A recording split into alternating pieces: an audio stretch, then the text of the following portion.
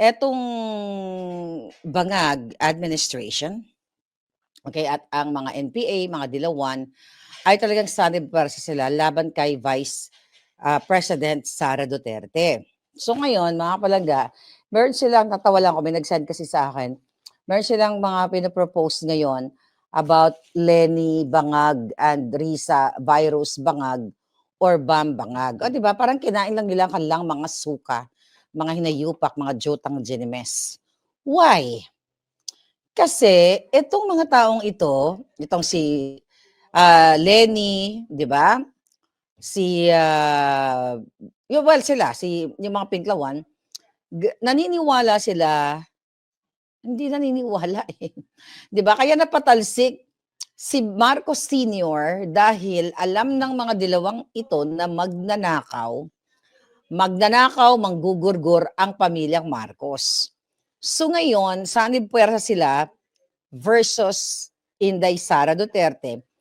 Kasi, mga kababayan, wala na silang choice kundi lunukin ang kanilang mga isinuka. So, eto yung itong mga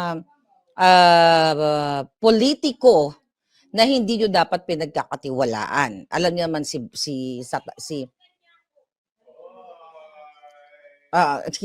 itong si Lenny, si Pinklawan, si Bam Aquino, 'di ba? Grabe talagang pakikipaglaban nila diyan dahil isinisi mismo ng pamilyang Dilawan ang ang pag-aapi, okay, ang pagkamatay ni Ninoy, 'di ba? Kung babalikan ninyo yung mga siguro kaidaran ko mas matanda sa akin na anti-Marcos.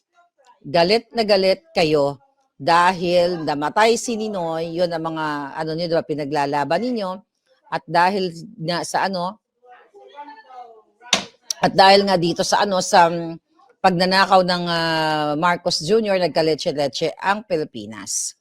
So syempre ang Pinklawan, Dilawan, Bangag, mga tawag sa kanila, pati NPA, naniniwala sila na nung panahon ni Marcos Sr. ay talagang kinawawa ang taong bayan. Ninakaw ang pera, pagmamalupit, nandoon yung mga pinagugurgur, okay? Ang mga nag-o-oppose, 'di ba? Syempre ang ngangabels ni MJ, gusto akong talbogan sa vlog ko.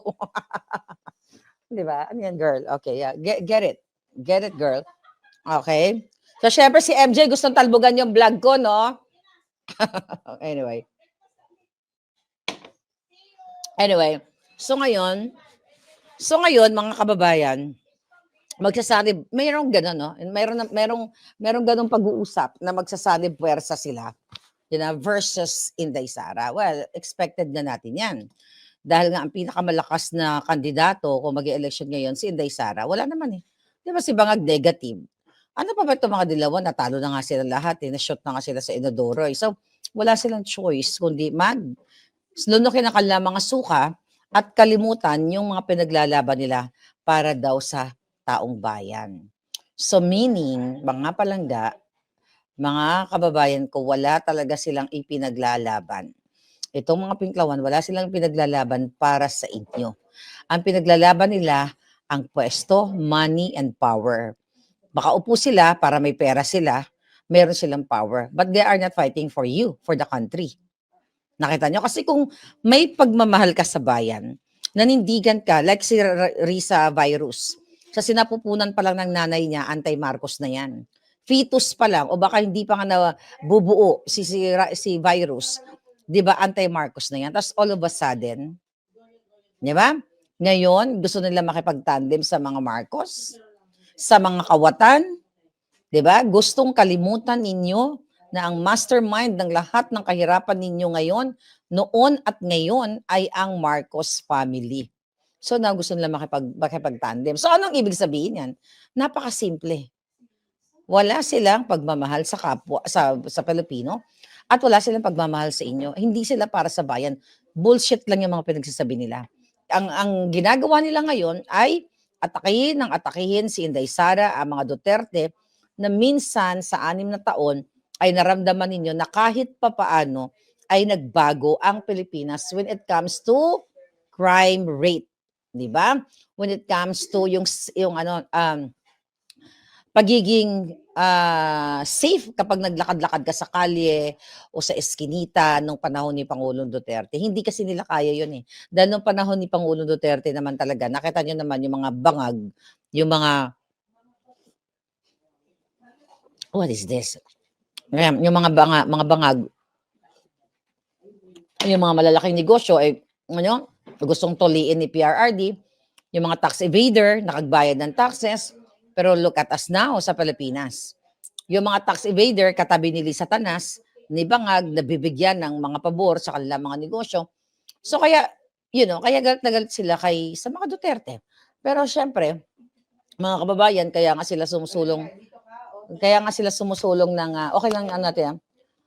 Yes, Ruth Castle, yeah, iniisip na niya sarili lang.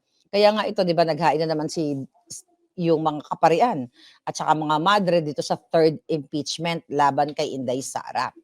Ano sinisigaw ng mga jutang ginemis na mga kaparian? Kaya hindi na ako nagsisimba dahil sa inyong mga hayop kayo. Pero, well, sa pag-visit namin dito kahit papaano, binisita natin ang mga magagandang simbahan, but hindi naman lahat demonyo, no? Pero itong mga paring ito, pare, madre, diyan sa Pilipinas na sinasabi dapat mapanagot si Sara Duterte sa kanyang confidential fund, chuchu na 600, total 600 million, less than, no, yes, 600 million, di ba?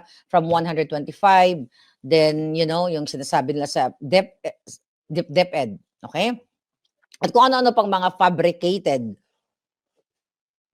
issue na kailangan daw managot si Inday Sara. Yun nga pa ulit-ulit na lang tayo para na akong may ikulalya, para tayo may ano dito. May para nang may saltik na katulad di ba ngiwi-ngiwi pa ulit-ulit na lang putang ina. Di ba? Nawala ba signal ko? Totoo ba 'yon? Baka okay, nawala ba? No, I think I'm good. So anyway, paulit-ulit na lang tayo na itong mga pare at madre na 'to at ito at ang mahilig lumantak ng boto na si De Lima, si De Lima ang nag-endorse niyan. Okay? Nitong third impeachment laban kay Inday Sara. Okay? Bakit? Siyempre, nung panahon ni De Lima, na-booking natin na matakaw siya sa Saba, hindi mo talaga masisisi si De Lima na galit sa mga Duterte dahil na-booking yung kanyang paglabas-masok dun sa Bilibid, pakipagtsuktsakan sa kanyang driver na may asawa. Kaya talaga namang magbububwisit ka talaga sa kanyang, pengi may baby doll, thank you. Yan. So mabubwisit talaga si De Lima sa mga Duterte dahil nabukelya siya. Pero ngayon, ayaw nila tigilan si Sara, itong mga kapare, mga hayop na ito, pero bulag sila dito kay Bangag, kay Pangandaman, kay Lisa Tanas. Sino pa? Kay Bersamin.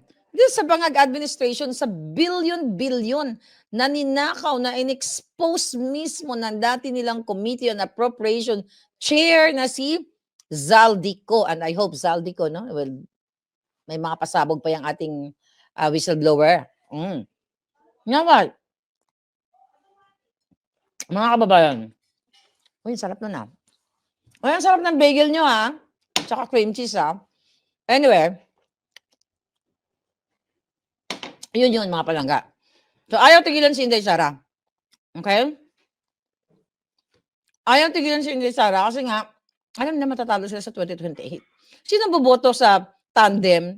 Lenny, italo na nga Pero, in fairness, di ba binoljak natin si Lenny nung tayo ay Bangag supporter pa. Tama naman si Lenny. Okay? Nabangag si Bangag Jr.